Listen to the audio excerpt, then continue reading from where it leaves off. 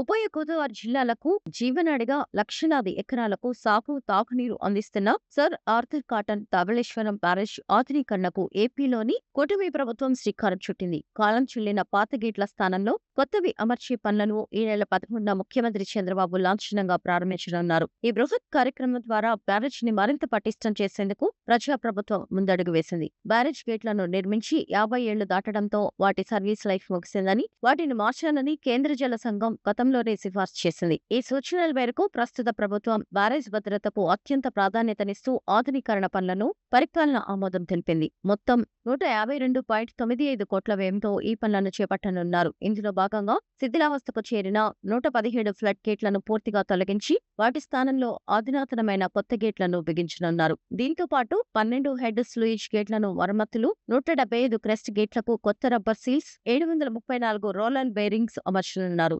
బీఈసీఓఎం Infra Projects Private Limited సంస్థ ఈ పనులను దక్కించుకోగా 2 ఏళ్లలో పూర్తి చేసి ప్రభుత్వానికి అప్పగించనుంది. గత వైసీపీ ప్రభుత్వం సాగునీటి ప్రాజెక్టుల నిర్వహణపై తీవ్ర నిర్లక్ష్యం చూపిందన్న విమర్శలు ఉన్నాయి. పులిచింతల, గుండ్లకమ్మ ప్రాజెక్టుల గేట్లు కొట్టుకుపోయినా పట్టించుకోలేదని, ధవళేశ్వరం బ్యారేజీ విషయంలోనూ కనీస మరమ్మతులు చేపట్టలేదని ఆరోపణలు వచ్చాయి. అయితే 2014లో టీడీపీ ప్రభుత్వం 31.77 కోట్లతో 58 గేట్లకు మరమ్మతులు చేయించింది. ఇప్పుడు పూర్తిస్థాయి ఆధునీకరణకు నూతన ప్రభుత్వం చర్యలు చేపట్టింది. ఈ నెల 13న ఉదయం 10:25 ఉండవల్లి నివాసం నుంచి బయలుదేరనున్న ముఖ్యమంత్రి చంద్రబాబు 11:25 ధవళేశ్వరం బ్యారేజ్ వద్ద నూతన గేట్ల ఏర్పాటు పనులకు శంకుస్థాపన చేస్తారు. అనంతరం 11:45 ఆత్రేయపురం మండలం పిచ్కలలంక గ్రామంలో రైతులతో ముఖాముఖి కార్యక్రమంలో పాల్గొంటారు. మధ్యాహ్నం 1:20 పోలవరం ప్రాజెక్టును సందర్శిస్తారు. అక్కడ ఈసీఆర్ఎఫ్ గ్యాప్ 2 పనులు, పవర్ హౌస్ నిర్మాణాన్ని పరిశీలించి అధికారులతో సమీక్ష నిర్వహిస్తారు. సాయంత్రం 5:20